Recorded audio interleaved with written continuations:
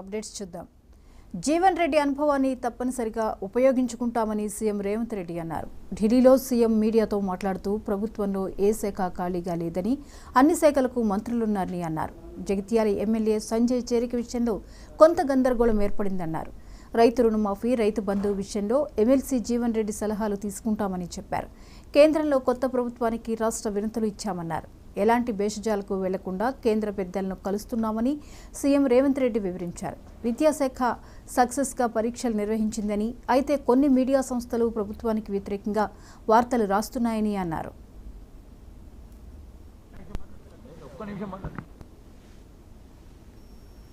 ఎలాంటి కష్టము నష్టం జరగకుండా పార్టీ చర్యలు చేపడుతుందని పార్టీ ఆదేశించింది, చేపట్టాలని చెప్పింది. అవి తప్పకుండా అమలు చేస్తామని చెప్పి ఈ సందర్భంగా మీ ద్వారా అందరికీ తెలియజేస్తున్నా.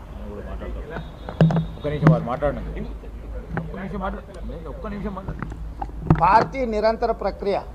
పార్టీ ఏ సమయం సందర్భం వచ్చినప్పుడు వారి అనుభవాన్ని ఏ విధంగా వినియోగించుకోవాలనో తప్పకుండా వారి అనుభవాన్ని పార్టీ వినియోగించుకుంటుంది.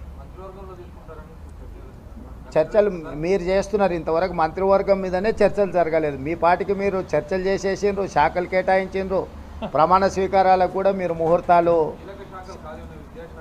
అవును, దానికి ఖాళీగా లేవు. అదే కదా మీ మీ మీ తప్పుడు వార్తల వల్ల ప్రజలు గందరగోళం ఉన్నారు. విద్యాశాఖకు నేనే మంత్రిని, నేనే ఫుల్ టైం మినిస్టర్ను.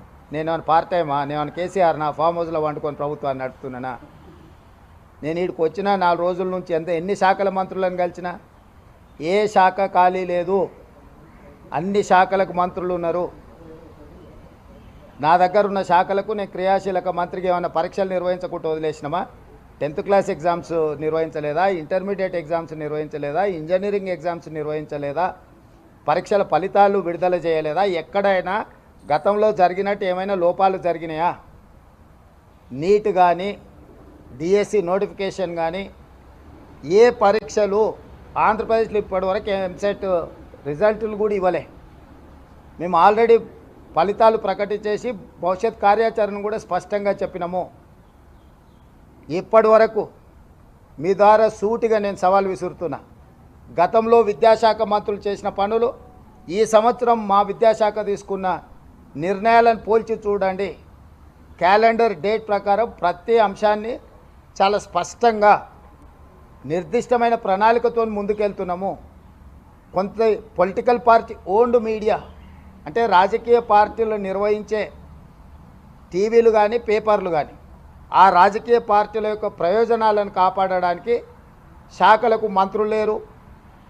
కేసీఆర్ 2018 గెలిచిన తర్వాత ఆయన ఒక్కడే ముఖ్యమంత్రిగా పదవి చేపట్టి కొన్ని నెలలు మంత్రులే లేరు. ఏ రోజన్నా, ఏ పేపర్ అన్నా, ఏ టీవీ అన్నా ఇట్లుంటుందా అని ఎవరైనా మాట్లాడినరా?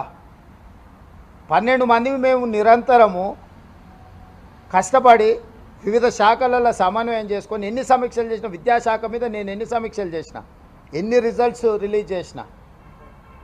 సో ఊరికే ఏదో ఒకటి అనేసి ఈ ప్రభుత్వం మీద బురద జల్లాలన్న ఆలోచన రాజకీయ పార్టీలకు సంబంధించిన మీడియా వాళ్ళు ప్రయత్నం చేస్తే తప్పులేదు. మిగతా మీడియా సంస్థలు కూడా అందులో పడి కొట్టుకుపోవడం సమంజసం కాదు.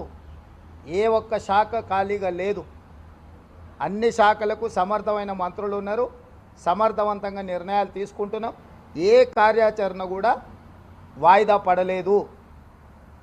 ఈరోజు మీరు ఆంధ్రప్రదేశ్తో పోలుస్తారా, కర్ణాటకతో పోలుస్తారా, ఇంకా ఏ రాష్ట్రంతో పోలుస్తారో?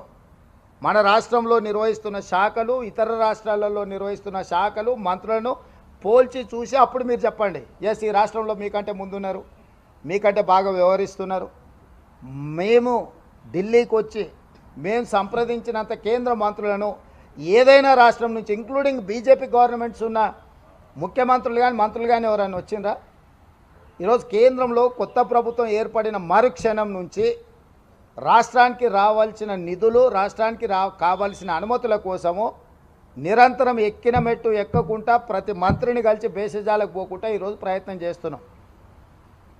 మా మంత్రివర్గం మొత్తం ఇక్కడ ఉండి సంబంధిత శాఖ కేంద్ర మంత్రులను కలిసి రాజకీయాలు ఎన్నికలు అయిపోయినాయి, ఇప్పుడు అభివృద్ధి ధ్యేయంగా ఈరోజు ప్రతి శాఖకు సంబంధించిన మంత్రులు ఇక్కడ వచ్చి కూర్చొని, కేంద్రంలో బీజేపీ వాళ్ళు కూడా మంత్రుల అపాయింట్మెంట్స్ తీసుకోలే, మేము వచ్చి అపాయింట్మెంట్స్ తీసుకొని మేము కార్యాచరణను మొత్తం తీసుకొని ముందుకు వెళ్తున్నాము.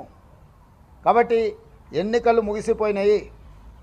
రాష్ట్రం యొక్క అభివృద్ధి, రాష్ట్రంలో మేము ఇచ్చిన 6 గ్యారంటీల సంక్షేమ పథకాలను అమలు చేయడమే మా ధ్యేయము.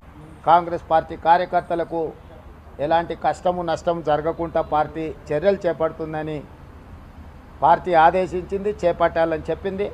అవి తప్పకుండా అమలు చేస్తామని చెప్పి ఈ సందర్భంగా మీ ద్వారా అందరికీ తెలియజేస్తున్నాం. ఒక్క నిమిషం వారు మాట్లాడండి. ఒక్క నిమిషం. TV product updates keep watching 99.